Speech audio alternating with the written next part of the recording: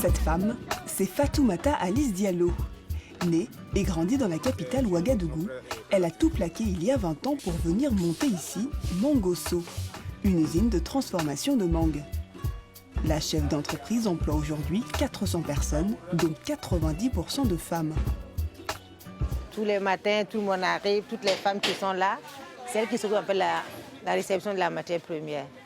Ça trie la mangue verte, ça trie la mangue mûre et ça trie aussi les mangues en déchets. Et après, tout se met au travail. Une grosse partie de sa production de mangue séchée est destinée au marché européen. Fatoumata Alice Diallo a donc dû mettre en place des mesures d'hygiène qui respectent les normes internationales. Pour rentrer dans les salles de production de l'usine, blouse et lavage de mains sont obligatoires. On se frotte bien les mains, on essaie d'enlever toute l'impureté. Donc ça, c'est tous les jours que toute personne qui est dans l'entreprise, ils le font tous les jours.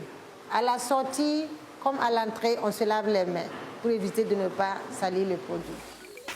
Et une fois à l'intérieur, la rigueur sanitaire est toujours de mise. Les mangues doivent passer par plusieurs étapes de lavage. Elles font le lavage ici.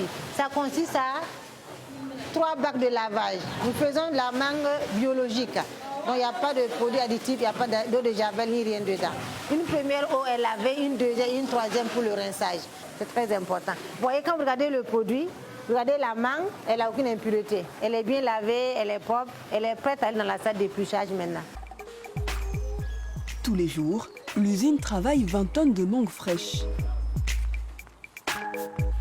Mais ici, pas de machine, 99% du travail est fait à la main. Et c'est un choix, la patronne y tient.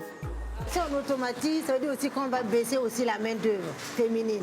Et notre objectif, en fait, ce n'est pas forcément gagner, mais aussi penser aux autres. Les femmes qui travaillent ici, pour nous, c'est très important. Si on automatise aujourd'hui, on va mettre plus de la moitié à la maison. Et on ne va pas contribuer à diminuer le chômage au Burkina. Les rares machines dans lesquelles la chef d'entreprise a investi, ce sont ces séchoirs qui servent à déshydrater les mangues découpées en petites tranches. Après le séchage, la patronne exige un tri minutieux.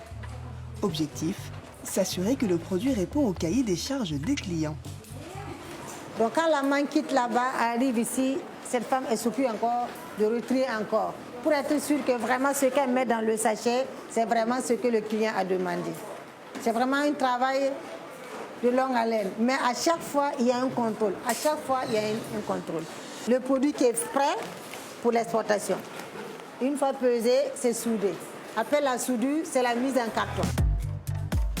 La totalité de la production de l'entreprise est réalisée sur commande. Près de 300 tonnes de mangue séchée chaque année essentiellement exportées.